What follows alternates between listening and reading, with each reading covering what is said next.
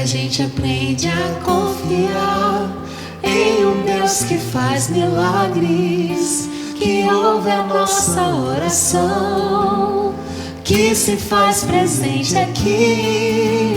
Um dia a gente aprende a dar um passo só de cada vez, mas sem duvidar, mas sem duvidar.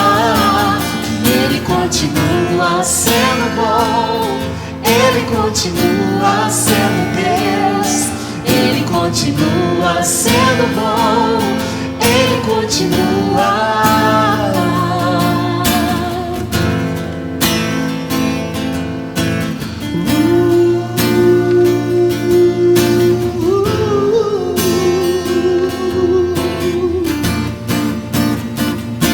Então chega o dia de viver tudo que se aprendeu e a enxergar até o que não se pode ver. Chega o dia de entender, até ouvir o não de Deus, mas sem duvidar, mas sem duvidar. Ele continua sendo bom, Ele continua sendo Deus, Ele continua sendo bom, Ele continua, Ele continua sendo bom, Ele continua sendo Deus, Ele continua sendo bom, Ele continua.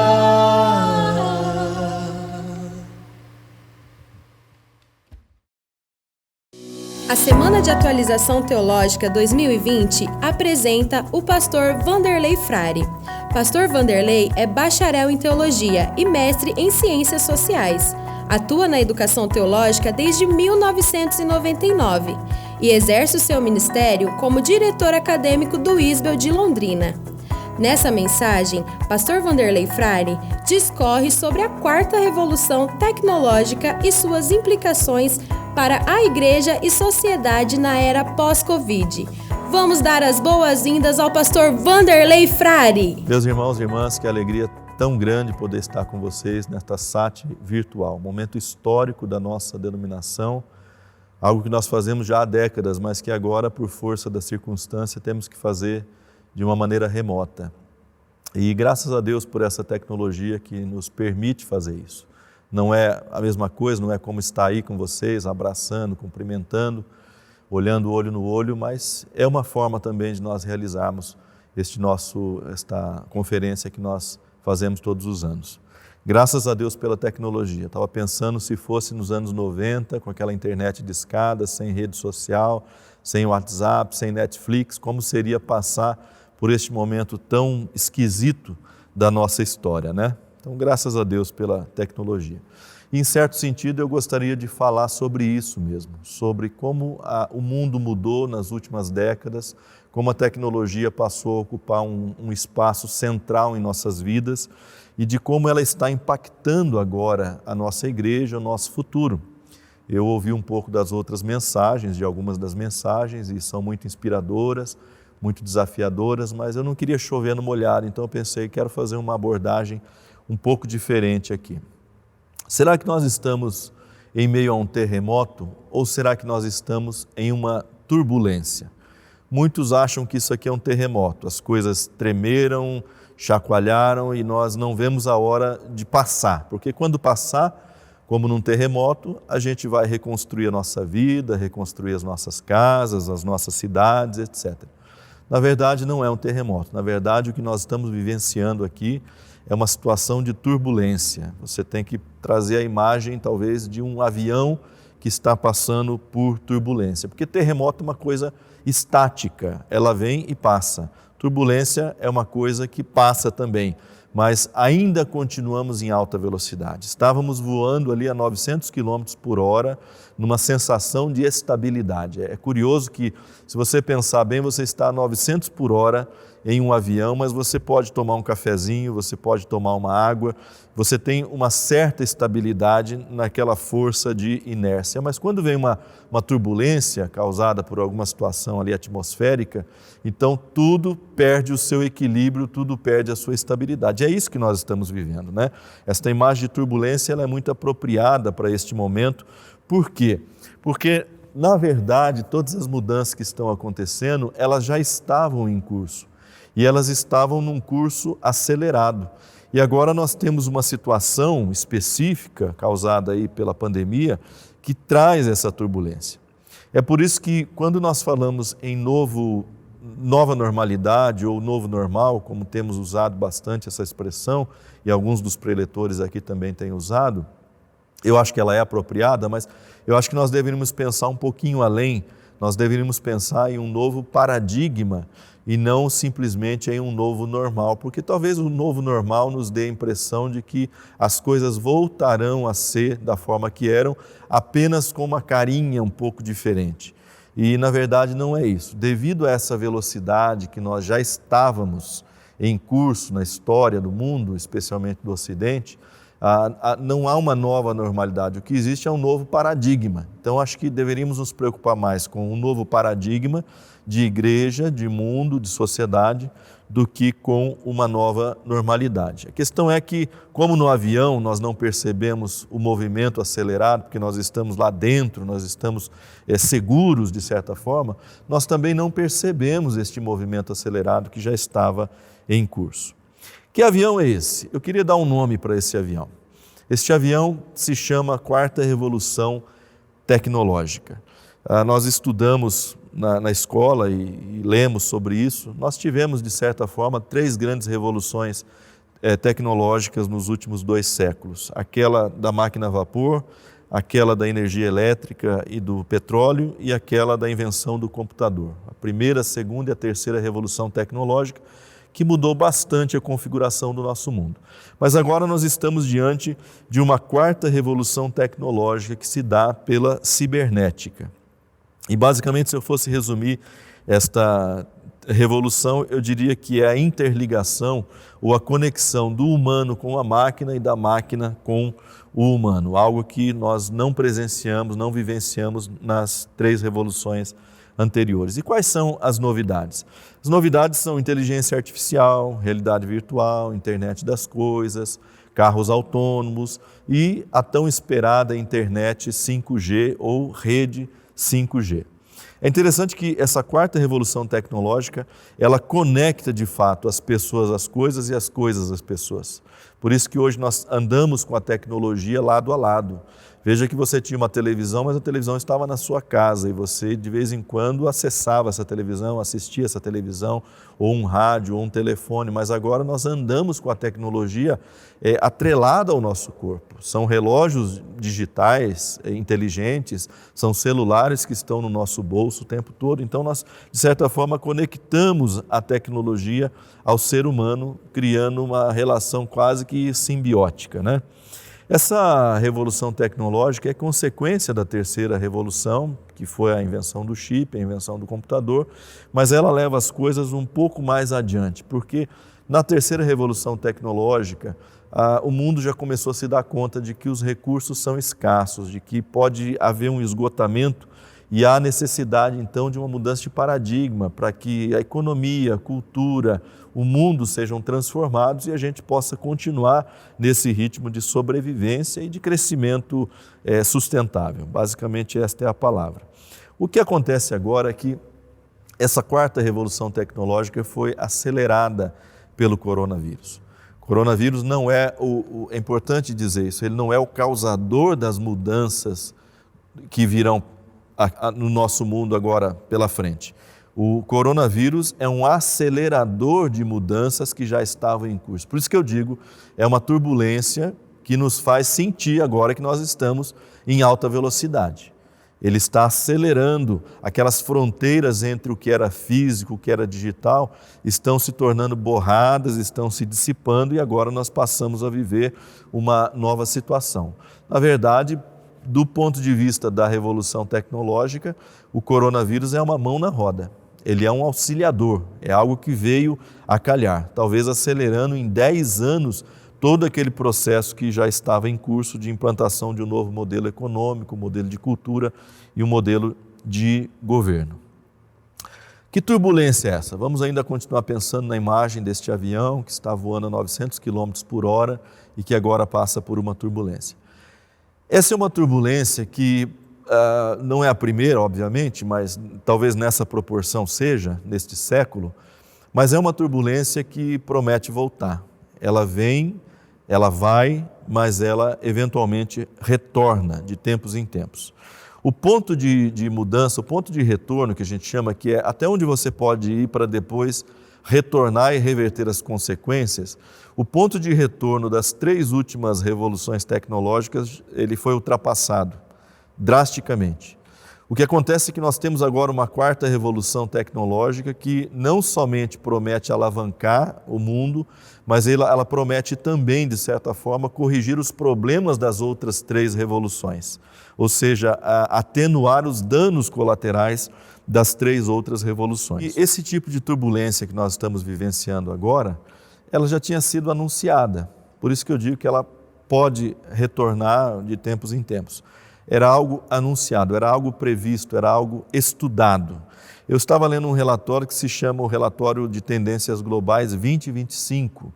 É um relatório que foi feito pensando em qual seria o quadro de futuro para o ano 2025. Foi feito pelo Conselho de Inteligência norte-americano, só que foi publicado em 2008, já faz 12 anos que nós temos esse relatório em mãos. O relatório diz o seguinte: uma nova doença respiratória altamente virulenta, para o qual não existem medidas adequadas, que poderia iniciar uma pandemia global. O surgimento de uma doença pandêmica depende da mutação genética de doenças em circulação, como H5N1, SARS, coronavírus ou cepas de influenza. Se uma nova doença pandêmica surgir, será em uma área de alta concentração populacional e com estreita associação entre humanos e animais. Revelação do Espírito Santo? De forma alguma.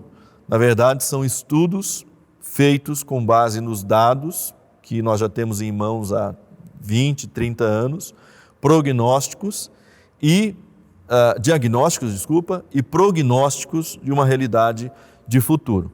Vale lembrar que só neste século nós já tivemos várias epidemias, elas não tiveram alcance pandêmico, que é global, mas nós tivemos várias epidemias. Em 2003 a SARS, em 2007 a Zika, em 2019 a gripe suína, o H1N1, em 2012 a MERS e agora em 2019 Covid.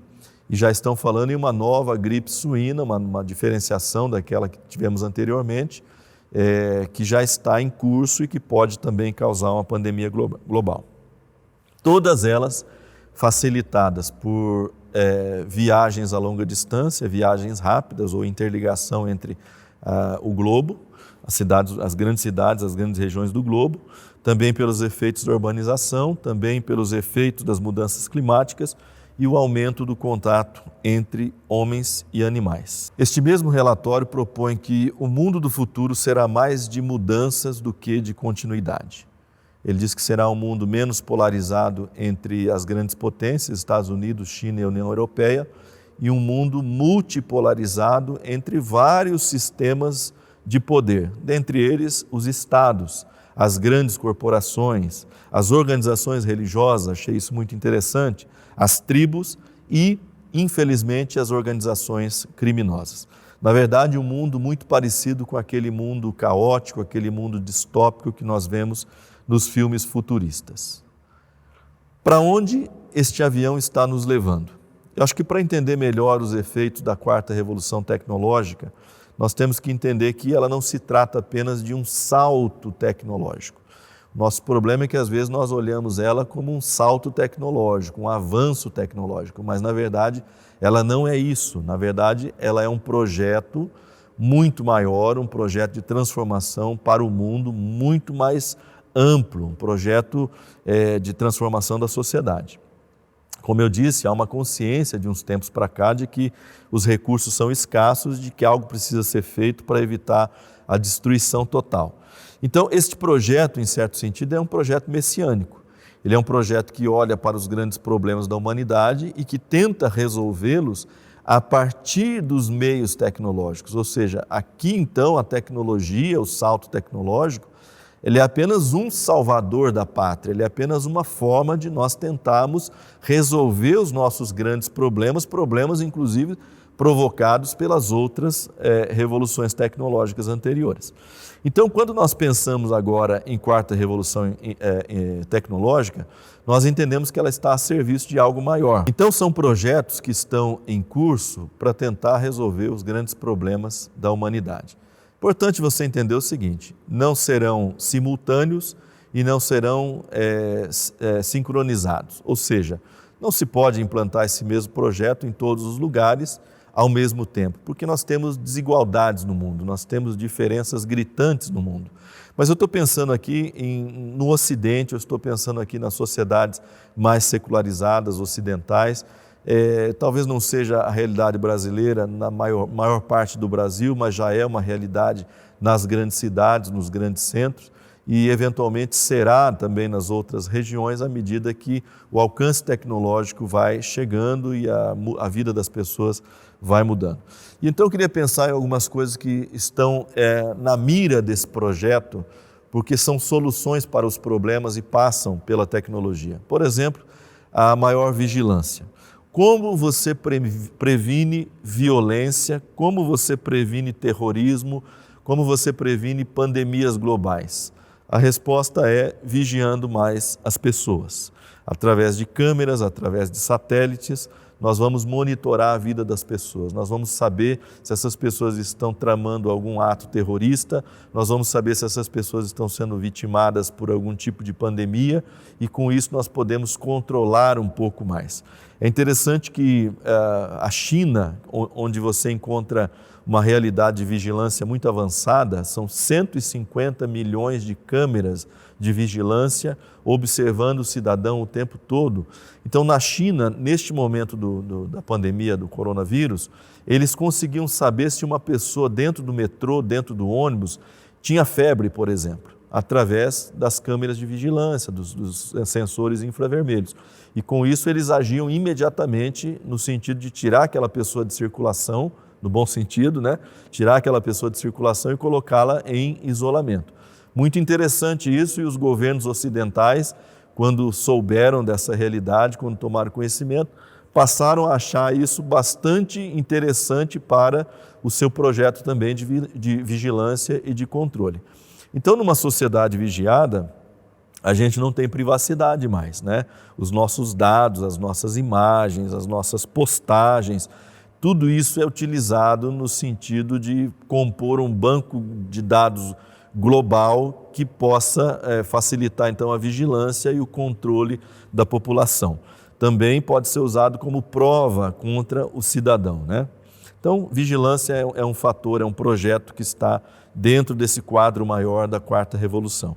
O nomadismo é um outro projeto, né? Como é que você resolve problemas sanitários? Como que você resolve esses problemas das grandes cidades que têm a ver com as doenças que se disseminam rapidamente? Como você resolve o problema da má qualidade de vida das pessoas? É através de um nomadismo, ou seja, é disseminando ou dispersando as pessoas dos grandes centros e enviando elas para regiões mais rurais ou interiores ou regiões remotas. Eu acho muito interessante essa tendência de nomadismo, é algo que já está sendo estudado por várias pessoas ao redor do mundo já há algum tempo, porque com uma internet global, você não precisa morar nos grandes centros. A sua casa e o seu escritório pode ser em qualquer lugar. Já havia um retorno, já havia um êxodo das grandes cidades para lugares mais tranquilos, onde a pessoa tem mais qualidade de vida, onde ela pode comprar uma casa grande com o mesmo dinheiro que ela tem um apartamento de 20 metros quadrados nos grandes centros, né? Mas onde ela vai encontrar paz de espírito, de onde ela vai poder trabalhar mais tranquilamente, onde ela vai poder encontrar uma comunidade de relacionamentos um pouco mais estreita, só que mais profunda do que aquela que ela tem nos grandes centros, né? onde ela é só mais um rosto no meio da multidão. Então já havia esse movimento. E eu acho que agora, com essa crise das multidões, porque a crise do coronavírus é uma crise de multidões, né? Você vê que é mais incidente nos grandes centros do que nas áreas menos urbanas. Então, eu acho que isso vai acelerar um pouco mais. Um outro item desse projeto, que procura resolver problemas, é o trabalho remoto.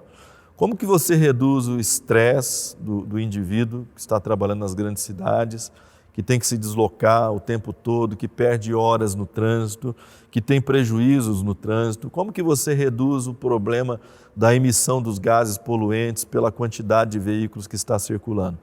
Você facilitando o trabalho remoto, o trabalho em casa. Estima-se que só os norte-americanos perdem ou deixam de ganhar, ou perdem literalmente em produtividade, 170 bilhões de dólares por ano no trânsito. São 170 bilhões de dólares por ano que se perdem porque as pessoas estão atrasadas ou paradas no tráfego. Então, no Brasil, talvez isso seja um número um pouco menor, né? Mas eventualmente há também aí milhões sendo perdidos. Então, já se fala nos próximos 5 anos em colocar metade dos trabalhadores em home office, daqueles trabalhadores que podem trabalhar em home office, porque muitos ainda têm um trabalho braçal, um trabalho diretamente ligado à produção, e eles não podem se distanciar das empresas, mas aqueles que podem, já se fala em 50% nos próximos 5 anos trabalhando em home office. É uma das soluções que a 4ª Revolução Tecnológica propõe. Também faz parte disso a educação virtualizada e descentralizada.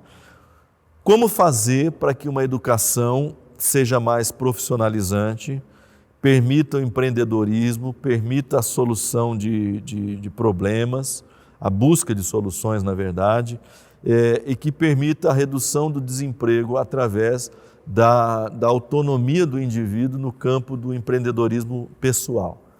Você faz isso através de uma educação virtualizada e descentralizada. Colocando esse indivíduo em rede, descentralizando ele, tirando ele da escola, que é um centralizador, colocando ele em rede, você libera tempo para ele experimentar, para ele criar, para ele buscar soluções e para ele produzir. Eu estava lendo isso de um educador brasileiro, né? Ele disse o seguinte: eu penso no dia em que poderemos voltar à educação olho no olho, com as pessoas se vendo, se ouvindo, se falando, mas aí eu me pergunto, para que mesmo? Para que nós nos dirigimos a 200 dias letivos por ano a uma sala lotada de alunos que enfrentou o transporte lotado, que tem gastos com alimentação, que vivem sob cobrança, sob pressão, que vivem conflitos relacionais, quando nós podemos, na verdade, como eu ouvi de um aluno, acordar 1 minuto antes da aula e assistir a aula tomando o meu café. Então a pergunta que ele faz é: para que mesmo nós precisamos colocar as pessoas nas escolas, neste ambiente centralizador, quando essas pessoas poderiam talvez ganhar tempo através de um sistema online de aprendizagem que vai proporcionar a elas, inclusive, a experimentação, que vai dar a elas tempo para que elas possam, talvez, fazer atividades mais práticas, desenvolver ideias em conjunto, não sozinhas, mas em rede, né? Então, eu acho que esse aqui é um paradigma que está mudando e que, eventualmente, nós vamos ter que enfrentar isso no futuro, porque é a forma de você tornar aquele aluno que aparentemente é improdutivo, ele está, do ponto de vista mercadológico, comercial, econômico, ele é improdutivo, e você levá-lo para uma esfera onde ele se torna mais produtivo, porque como é que nós vamos dar emprego para 7 bilhões de pessoas no mundo? Não tem como você fazer empresa para tudo isso. Você tem que tornar o cidadão empreendedor, você tem que fazê-lo empreendedor. E aí ele tem novas iniciativas, ele tem criatividade, tem novas ideias, lança novos produtos e por aí vai. É um voo, irmãos, cheio de perigos, mas também de oportunidades. Uma série de mudanças que foram aceleradas pelo salto tecnológico, que vão reformatar a nossa sociedade e que para a igreja representam perigos de um lado, mas representam também oportunidades. Se você pensar nesses 4 pontos que eu mencionei, nós temos aqui algumas implicações muito óbvias, muito aparentes. Por exemplo, numa constante vigilância, numa sociedade de vigilância, pode ser que a igreja se sinta amordaçada para falar aquilo que ela pensa, para falar aquilo que ela acredita. Pode demandar um pouco mais de ética dos líderes que estarão também sob vigilância constante. De repente, um líder que ele se tornar suspeito, a vida dele pode ser invadida, os dados dele podem ser expostos com a finalidade de derrubar aquele líder. Então, isso vai demandar de nós muito mais ética, muito mais transparência. Se você pensar no nomadismo, vai ser mais difícil fidelizar as pessoas nas nossas comunidades, porque essas pessoas estarão se mudando constantemente. Ela trabalha um ano aqui, de repente ela decide que ela quer trabalhar lá na Indonésia e ela se muda para a Indonésia ou ela vai para o interior, então se torna difícil fidelizar esses membros. Mas, por outro lado, eu penso, o alcance missionário da igreja ele se torna muito maior. Nós sempre falamos que o século XIX foi o século missionário, mas quem sabe talvez o século XXI seja o século missionário. Quando esses membros que você discipulou, que você treinou, mesmo que por pouco tempo, agora vão se mudando, vão migrando de lugar a lugar e vão levando o evangelho, vão também discipulando pessoas e treinando pessoas. Quem sabe nós tenhamos aqui diante de nós um grande avanço missionário que Deus está nos preparando. Também como trazer para o culto aquela pessoa que está habituada a trabalhar em casa, ela não sai de casa mais, ela trabalha em casa, ela pede comida em casa, ela mal vai ao comércio. Como que você traz para o culto, né? Nós que temos uma cultura de cultos e gostamos que os nossos cultos estejam lotados, como que nós trazemos essa pessoa que está habituada a viver todas as dimensões mais importantes da sua vida dentro da sua própria casa? Também, como que nós integramos em programas de ensino uma geração, pensando hoje aqui numa geração de pessoas que está no Fundamental 2, que está no ensino médio, ou mesmo que está na universidade, como que nós vamos integrar esta geração em programas de ensino que são presenciais, tradicionalmente presenciais, pensando aqui no contexto da Igreja Missionária, Verdades Básicas, agora que sou membro, Academia Bíblica. Como que eu vou integrar essa pessoa que está habituada a aprender num meio virtual? Então, são questões que estão postas diante de nós, que estão em processo de mudança e que nós deveríamos nos antecipar. Você pode ignorar tudo isso. Você pode dizer, não, isso aí é passageiro, isso aí é modismo. Mas a pergunta que eu faço é o seguinte: diante de um mundo que está em transformação, diante de um avanço tecnológico que potencializou a transformação e que acelerou a transformação, eu faço a pergunta: qual é a validade do seu projeto de igreja? Aquele sonho de igreja que você tinha, qual é a validade deste sonho? Qual é a validade do planejamento da sua igreja? Historicamente, a igreja tem dificuldades para lidar com as mudanças. Ela, às vezes, teve uma relação ambígua com as mudanças. Em um dado momento, soube aproveitar as mudanças, soube aproveitar os novos tempos, soube surfar nessa onda. Até mesmo ela foi promotora de mudanças, mas em alguns momentos ela também botou o pé no freio. Ela se tornou mais engessada, mais resistente, né? E não soube aproveitar aquilo que estava acontecendo. Então, é importante nós pararmos para fazer uma reflexão, e eu acho que esta é a grande chamada desta SAT, né?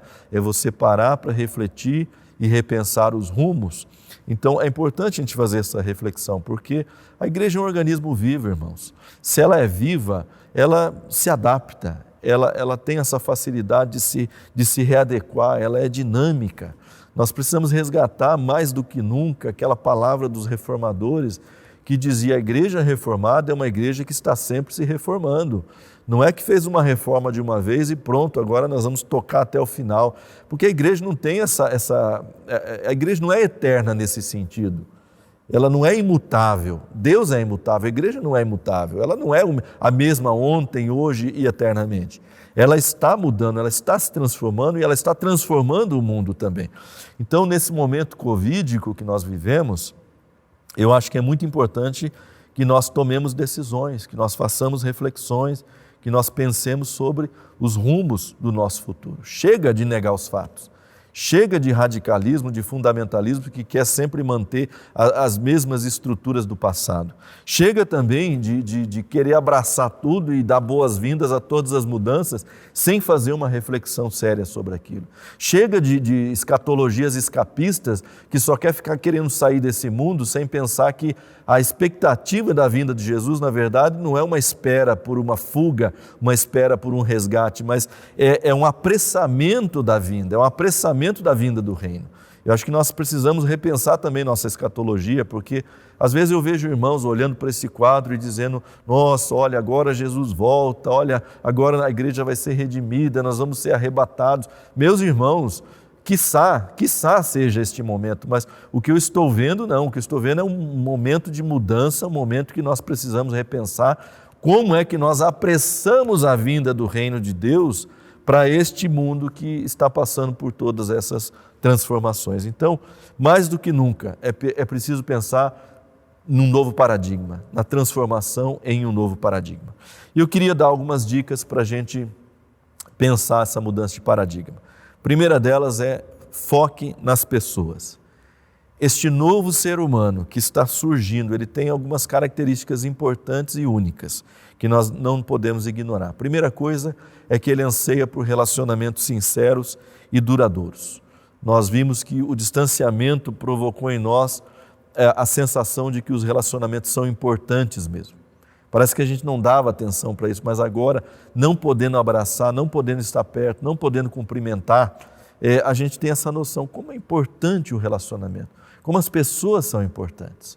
Então, esse novo ser humano, ele valoriza isso.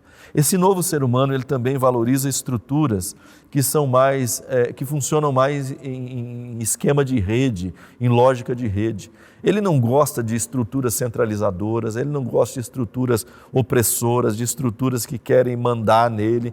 Ele quer estruturas que funcionam em rede e estruturas onde ele possa contribuir, onde ele possa dar a sua contribuição, onde ele possa se sentir parte, onde ele possa se desenvolver pessoalmente, onde ele possa ter um ambiente ético, onde ele se sente seguro, um ambiente compartilhado. Então, esqueça aquela estrutura piramidal, aquela estrutura hierárquica que vigorou por muito tempo. Agora as coisas funcionam em rede, onde o indivíduo ele sente que ele tem importância, onde ele sente que ele faz parte. Esse ser humano também, ele não quer um propósito particular de vida. Não adianta você dizer para ele: Deus tem um propósito para a sua vida. Ele pensa mais coletivamente, ele quer um propósito para a coletividade, para a família dele, para a igreja dele, para a sua cidade, para o seu mundo, para a humanidade, pensando de forma mais ampla. Então, é um ser humano que busca sentido, sim, mas que busca um propósito mais amplo, que agora ele passou a pensar em termos globais, né? Toda essa pandemia trouxe para a gente uma urgência de pensar o mundo e não somente a minha própria existência, a minha própria vida. Então, pastor, pastora, como é que nós vamos alcançar este novo ser humano que está, nesse momento, ele está um pouco isolado, mas ele valoriza relacionamento, ele quer conexão, ele quer interatividade, ele quer ser participante do todo. São desafios que estão diante de nós para nós pensarmos com criatividade. Segunda coisa é inovar o tempo todo, né? O Peter Drucker dizia que o grande problema de uma crise, o grande problema de um momento de turbulência, não é a turbulência em si, nem é a crise. O grande problema é você pensar com a mesma lógica de ontem. É você não mudar o seu paradigma de pensamento. Então, a internet, por exemplo, que tem salvado a nossa vida, né? Vamos aqui dar o crédito, né? A internet tem salvado a nossa vida, no sentido de nos manter informados, no sentido de proporcionar a transmissão dos nossos cultos, de nos permitir trabalhar em casa, de permitir que a educação continue, ainda que de forma precária, mas está continuando. Então a internet tem salvado a nossa vida de certa forma. Mas como que nós estamos pensando a internet, este grande avanço tecnológico dos últimos 30, 40 anos? Eu acho que às vezes a gente pensa a internet como um meio de comunicação, e ela não é meio de comunicação. Rádio, televisão são meios de comunicação. Você é um espectador do rádio, um espectador da televisão. Você é passivo, você recebe conteúdos passivos, mas a internet não é isso. Na internet você é um coadjuvante, você participa, você constrói conteúdos, você interage. Então a internet, na verdade, ela é uma casa, ela é uma moradia, nós moramos na internet. Nós estamos conectados o tempo todo, nós estudamos na internet, nós pedimos comida na internet, nós trabalhamos na internet, nós nutrimos a nossa fé atualmente, nesse momento, através da internet. Então, nós precisamos assimilar um pouco melhor essa nova dimensão que se chama internet. Por isso que, voltando à normalidade, não basta você continuar transmitindo o seu culto pela internet. Isso aí é lógica de meio de comunicação. Não, você vai ter que pensar uma igreja, você vai ter que pensar uma realidade da sua comunidade em que a internet, ou o mundo online, o ambiente online, será o espaço onde as pessoas vivenciarão a sua fé e onde elas desenvolverão a sua fé. Então, olha só que salto que nós precisamos dar aqui. Além de transmitir o culto, acho que é importante você transmitir a sua celebração, aquilo que você faz, a sua mensagem, mas você vai ter que passar a produzir conteúdos. Produzir conteúdos para quê? Para ensinar, para discipular, para aconselhar, para ouvir o teu fiel, para se inteirar da situação de vida dele. A internet proporciona tudo isso. Mas eu vou fazer isso presencialmente? Claro que vai continuar fazendo presencialmente. A questão é que nós entramos agora numa realidade em que, já na pandemia e pós-pandemia, nós teremos duas congregações, a congregação física e a congregação virtual. E eu não posso ignorar nem a física e nem a virtual, preciso aprender a trabalhar com as duas. É uma simultaneidade, é uma situação agora que exige de nós pastorear dois rebanhos, que às vezes é o mesmo rebanho, às vezes não. Tem gente que vai preferir que a coisa aconteça virtualmente. E tem gente que vai preferir que seja presencialmente. É o jeito de cada um, é o jeito de aprender de cada um, é a forma como ele expressa a sua própria fé. Não há aqui, eu acho que certo ou errado. O que há são diferenças e nós precisamos atentar para essas diferenças. Então, de que forma você pode inovar neste novo momento e num futuro que vai se abrindo diante dos nossos olhos? De que forma você pode inovar para levar toda a sua experiência de vida? Você aí, pastor idoso, que acha que está à margem dessa nova realidade, eu lhe pergunto, não só para você, mas para todos, como você pode inovar para levar toda a sua experiência de vida, toda a sua bagagem, todo o seu testemunho com Deus, as suas histórias com Deus, as suas histórias ministeriais, as suas mensagens que estão ardendo no seu coração, como que você pode levar isso agora para um novo patamar, para um novo ambiente, de forma a continuar o seu ministério e de forma talvez a fazer do seu ministério muito mais relevante hoje do que ele jamais tenha sido. A terceira coisa é, encontre oportunidades. Eu tenho dito que a pandemia é como uma tsunami, um tsunami. Ele vem, produz o seu estrago, mas a gente não tem noção desse estrago ainda. O estrago vai ser visto quando as águas recuarem. Então, quando o tsunami recua, é que nós vemos, tem destruição, tem árvore caída, tem prédio caído, tem gente morta, tem uma série de coisas. Então, como que nós vamos aproveitar as oportunidades que virão, que já vieram, mas que virão após essa situação, quando as águas recuarem? Irmãos, na verdade, assim, quando tudo isso passar, nós teremos um quadro de terra arrasada, né? Nós teremos aí desemprego, aumento de desemprego, famílias que perderam e estarão perdendo as suas rendas, nós teremos gente deprimida, nós teremos lutos mal elaborados, importante isso, né? Hoje eu estava pensando, nós perdemos um pastor recentemente agora da nossa denominação, é um luto mal elaborado, porque você não pode sequer ir lá para se despedir, não pode sequer ir lá para ter pelo menos uma última imagem daquele pastor, daquela pessoa. Quantas pessoas tiveram que enterrar os seus familiares em 10 ou 15 minutos? Então, esse luto mal elaborado, ele vai provocar uma ressaca emocional em nós, cedo ou tarde, e teremos situações muito difíceis para lidar. Isso vai demandar de nós uma força-tarefa. para socorrer, uma força-tarefa para ajudar a atenuar esses problemas. E aí é aí que a oportunidade surge. É aí que a igreja tem que olhar, não com aquele olhar de aproveitamento, como é que eu posso me aproveitar dessa situação? De forma alguma, irmãos, isso seria muito mal da nossa parte. Mas como que eu posso olhar a oportunidade para ministrar a graça de Deus naquela circunstância específica? Então, não somente na crise, mas depois dela e nesse mundo que se desenha diante de nós, nós vamos ter que aprender a observar as oportunidades e a fazer diferença. Ampliar o nosso raio de visão, ampliar o nosso entendimento de missão. Para que eu existia? Não importa. O que importa é saber para que eu existo agora. Qual é a minha missão bíblica, qual é o meu chamado e para que eu existo agora, para que a minha igreja existe agora. E pensando nisso, eu queria finalizar essa minha palavra com um texto bíblico que nos ajuda a pensar o real sentido da nossa missão. Queria que você lesse comigo Mateus 28:10, para nós olharmos o que acontece aqui, como que este momento nos chama a uma reflexão mais profunda.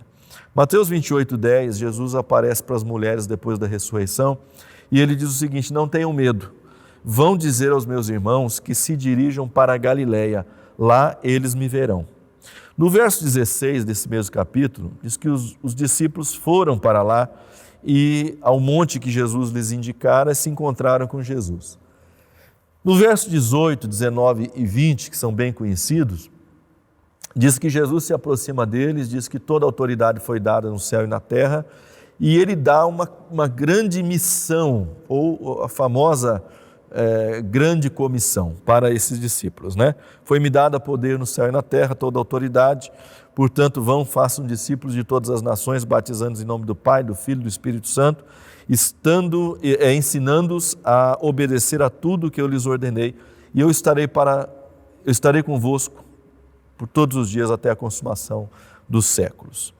Eu acho muito significativo, irmãos, que após a ressurreição de Jesus, que se dá em Jerusalém, ele oriente os seus discípulos a se dirigirem de volta para a Galileia. Eu acho muito significativo esse retorno para a Galileia. O que Jesus está querendo dizer aqui? Me parece que antes de dar uma grande missão, uma grande vocação, um grande chamado, Jesus tem que levá-los de volta à Galileia, onde tudo começou, para que eles reelaborem de fato qual é o sentido do discipulado, qual é o sentido da vocação e qual é o sentido da missão. Ou seja, voltar onde tudo começou. Voltar ao mar da Galileia, lugar do chamado. Vocês lembram ali, Mateus capítulo 4, é onde Jesus chama os seus primeiros discípulos. Voltar ao mar da Galileia, lugar da manifestação do poder de Deus, onde Jesus anda por sobre as águas, Mateus capítulo 14, onde ele acalma aquela tempestade, onde os discípulos entendem de fato a dimensão do poder de Deus, a dimensão do controle de Deus sobre todas as circunstâncias. Voltar àquele monte onde Jesus dá o seu ensinamento mais fundamental, que é o Sermão do Monte, Mateus capítulo 5, a sua mensagem mais básica, mais profunda. Voltar àquele monte onde Jesus cura multidões de pessoas e onde Jesus alimenta multidões também com alguns pães e alguns peixes, mostrando o cuidado, mostrando que nada lhes faltará, mostrando que o problema não são os recursos, a questão ali é a fé, a questão ali é como nós podemos usufruir dos recursos ilimitados de Deus. Então, acho que esse retorno à Galileia, ele é fundamental antes que Jesus envie esses homens para o mundo, porque lá eles precisam se lembrar de algumas coisas. Porque todos aqueles eventos que sucederam em Jerusalém foram difíceis de digerir, foram difíceis para eles assimilarem. O mestre morrendo, o mestre sendo crucificado e toda aquela perda que eles passam. Então é preciso voltar àquele lugarzinho de origem, para que ali eles possam reelaborar o verdadeiro sentido da sua missão. O que Jesus está dizendo aqui é assim: vamos ao lugar onde tudo começou, onde vocês ouviram a minha primeira mensagem, onde vocês presenciaram o poder e o cuidado de Deus. Vamos voltar para reafirmar os valores centrais da missão e depois vamos para o mundo, porque não é vá para o mundo, é vamos para o mundo. Eu estarei com vocês todos os dias até a consumação do século. Da mesma forma, irmãos, nesse momento que nós vivemos, nessa pandemia, nesse momento de mudanças rápidas, bruscas, nós precisamos fazer um retorno à Galileia. Precisamos voltar à nossa experiência inicial, ao nosso chamado inicial, ao nosso sentido de missão. Antes de traçar estratégia, antes de pensar como é que vai ser o futuro, como é que nós vamos alcançar essa nova humanidade que se forma, antes de pensar como é que eu posso adotar essa tecnologia toda a meu favor, antes de qualquer movimento, de qualquer planejamento, nós precisamos revisitar o nosso chamado, a nossa vocação e a nossa missão para entender o que de fato é ser igreja neste mundo, o que de fato é ser sal e luz neste mundo. O Espírito Santo sempre guiou a sua igreja em tempos difíceis, em tempos sombrios. Em tempos de mudança de época, em tempos de mudança de paradigma, Ele sempre guiou a sua igreja. Que nós possamos contar com o mesmo Espírito, para que Ele nos guie neste momento difícil, neste momento de reelaborações, mas sempre a partir da nossa missão inicial, da nossa vocação inicial. Que Deus abençoe a nossa vida, a nossa igreja, em nome de Jesus. Amém.